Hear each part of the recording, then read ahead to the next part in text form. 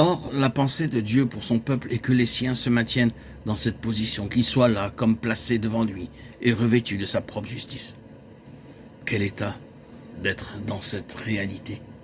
La justice même de Dieu nous enveloppant de sorte que, tandis que Dieu nous regarde, il ne voit rien d'autre que sa propre justice, rien de ce que nous sommes par nature. Oh, ne pensons pas, bien-aimés, que ce soit trop élémentaire. C'est une chose ultime, c'est l'un des grands résultats en faveur du vainqueur à la fin. Et c'est sur ce point que Satan lutte jusqu'au bout.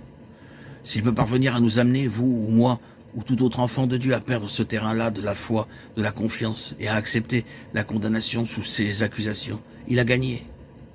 Mais s'il lui arrive de rencontrer un enfant de Dieu qui, malgré toutes les accusations, toutes les provocations de la nature, et tout ce que Satan, le grand dragon rouge, dans sa furie, sa cruauté, sa haine, son accusation et son pouvoir peut produire sur lui, n'en tient pas moins son terrain dans la foi et dit, oui, tout cela peut être vrai, cependant, aux yeux de Dieu, à cause de la foi en Christ Jésus, je suis participant de sa justice même. Alors, Satan est défait. C'est cela le vainqueur. C'est une question d'état, par la foi. Que recherche Satan en ce qui nous concerne? Nous détruire. Non pas de la façon dont nous le pensons parfois. Il a un seul centre à sa cible, et c'est la foi, celle qui a trait à la justice de Dieu en Jésus-Christ. C'est là son objectif, et c'est la raison pour laquelle la justice est comparée à une cuirasse. Vous vous souviendrez de la parole que nous trouvons dans Ésaïe 59, 17. Il se revêt de la justice comme d'une cuirasse. Et nous avons aussi dans Éphésiens 6, 14, l'expression « la cuirasse de la justice ».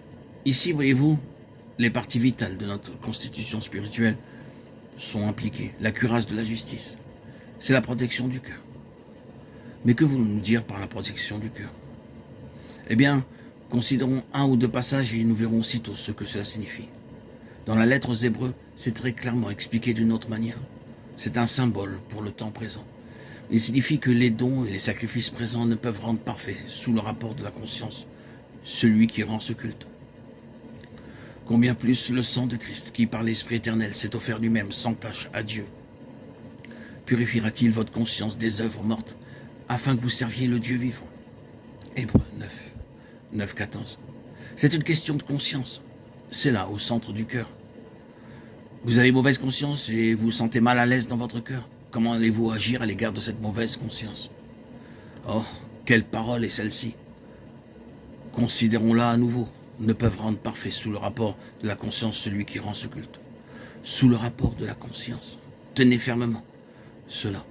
Rendu parfait sous le rapport de la conscience, c'est là le point en litige. C'est ce que Dieu veut régler.